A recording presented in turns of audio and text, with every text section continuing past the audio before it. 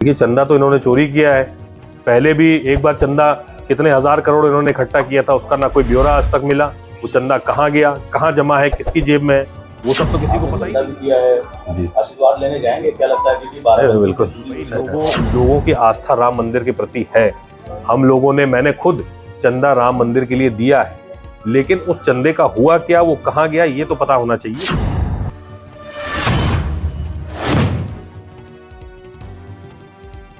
ये जिनकी बातें आपने सुनी, ये लोकसभा 53 बाराबंकी से गठबंधन के प्रत्याशी हैं तनुज पुनिया। हम आपको बता दें कि तनुज पुनिया अभी तक संभावित प्रत्याशियों में से गिने जाते थे।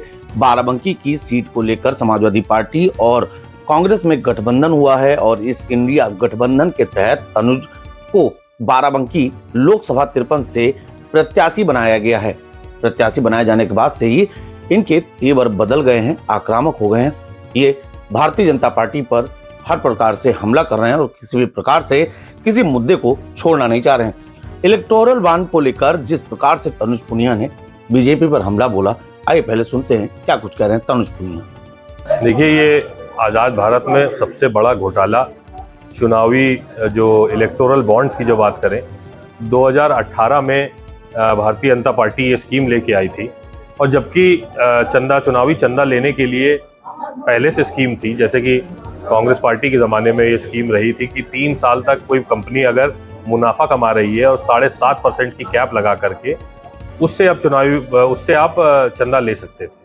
तो ये स्कीम थी जिसके माध्यम से न फर्जी कंपनी और न ही जितने जो ब्लैक मनी है, जो काला धन है, उन सबको बिल्कुल रिजेक्ट कर दिया था। लेकिन ये जो इलेक्टोरल बॉन्ड्स जो स्कीम लेके आई है, इसमें कोई भी मानक नहीं है। सीधे सीधे ये भ्रष्टाचार को और काले धन को बढ़ावा देते हुए और ये भारतीय जनता पार्टी ने भ्रष्टाचार करने का एक जरिया बना के रखा है इसको। जैसे कई कंपनी हैं जो कि फर्जी है, जो स्कीम लॉन्च होने के कुछ महीने में ही स्थापना की गई और अपनी जो मालियत है उससे कई गुना बढ़ करके सैकड़ों करोड़ों में उन्होंने चंदा दिया है। ये तो हुई वो आरोप जिनको लेकर कांग्रेस लगातार बीजेपी पर हमलावर है। लेकिन अब एक ऐसी बात सामने निकल कर आई है जिस पर अखिलेश यादव का पूरा समर्थन कर रहे हैं तनुज पुनिया। दरअसल अखिलेश यादव लगातार बीजेपी पर चंदा चोरी का आरोप लगाते हैं। अब तनुज पुनिया ने भी यह बात साफ तौर पर कह दी है कि वह अखिलेश के बयान से पूर्णतः सहमत हैं। पार्टी ने घूस ली है, भारतीय जनता पार्टी ने काला धन को सफेद बनाया है, भारतीय जनता पार्टी ने लोगों को काम दिया है। तो ये सारी चीजें हैं, इसका विरोध करती है कांग्रेस पार्टी और जनता तक पहुंचाना चाहती है सब बात। अखिलेश यादव ने चंदा चोर कहा है भाजपा को, क्या कुछ कहना चाहेंगे? नहीं, बिल्कुल सही है।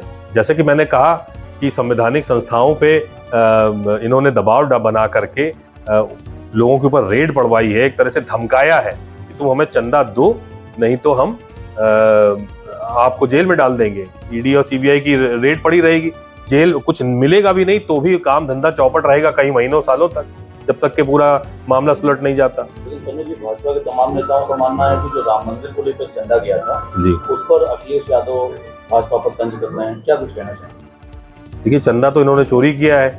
पहले भी एक बार चंदा कितने हजार करोड़ इन्होंने इकट्ठा किया था, उसका ना कोई ब्यौरा आज तक मिला। वो चंदा कहाँ गया, कहाँ जमा है, किसकी जेब में है, वो सब तो किसी को पता ही नहीं है। भाई, जब पहली बार चंदा इकट्ठा किया था उसका कोई ब्यौरा आज तक नहीं है। कई हजार करोड़ चंदा मिला था। इस बार भी क्या ट्रांसपेरेंसी है कि जो चंदा गया? भाई, लोगों की आस्था राम मंदिर के प्रति है।